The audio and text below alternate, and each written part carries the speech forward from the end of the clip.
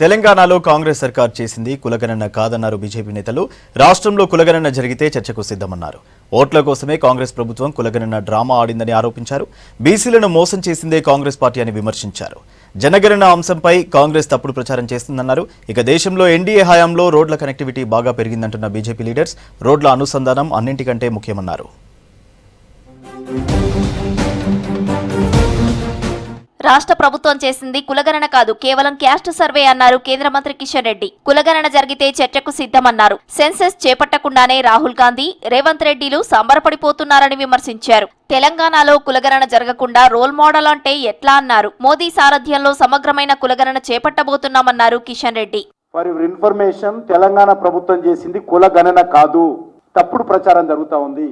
తెలంగాణ ప్రభుత్వం తీసినటువంటి ఏ సర్కులర్లో కులగణన అని లేదు, క్యాస్ట్ సర్వే అని మాత్రమే ఉంది. ఈరోజు భారత ప్రభుత్వం ఈ యొక్క కులగణన చట్టం ఆధారంగా సెన్సస్ ఏదైతే పాపులేషన్ సెన్సస్ చేయబోతున్నామో కేంద్ర ప్రభుత్వం ఆధ్వర్యంలో స్వాతంత్రం వచ్చిన తర్వాత మొదటిసారి జరగబోతుంది. ఆ ఘనత నరేంద్ర మోడీ గారికి, భారతీయ జనతా పార్టీకి మాత్రమే దక్కనున్నది.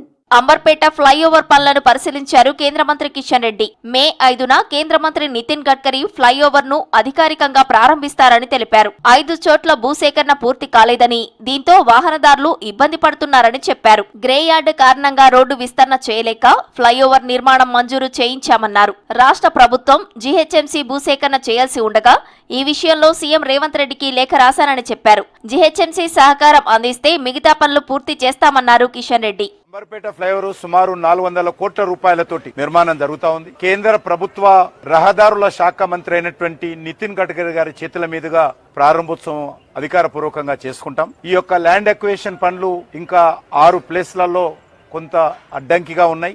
జీహెచ్ఎంసీ భూసేకరణ చేస్తున్నప్పుడు ఒక ఇంట్లో కట్టడం ఉందనేటువంటి సాకుగా బూచిగా చూపించి భయపెట్టించి ఈ యొక్క ఫ్లైఓవర్ పనులు ఆపేటువంటి ప్రయత్నం చేశారు, ఇంకా చేస్తున్నారు. దీన్ని వెంటనే రాష్ట్ర ప్రభుత్వము దీనిపైన కఠిన చర్యలు తీసుకోవాల్సినటువంటి అవసరం ఉంది. నల్గొండ జిల్లాలో వడ్ల కొనుగోలు కేంద్రాల్లో సమస్యలను మంత్రులు ఏమాత్రం పట్టించుకోవటం లేదని ఆరోపించారు బీజేపీ ఎంపీ రఘునందన్ రావు. జిల్లాకు 2 మంత్రులు ప్రాతినిధ్యం వహిస్తున్నా ఏ ఒక్క రోజైనా ఐకేపీ ధాన్యం కొనుగోలు కేంద్రాలను సందర్శించారా అని ప్రశ్నించారు. వడ్ల కొనుగోలు కేంద్రాల్లో 2350 రూపాయల మద్దతు ధర రైతులకు దక్కటం లేదన్నారు ఎంపీ రఘునందన్ రావు.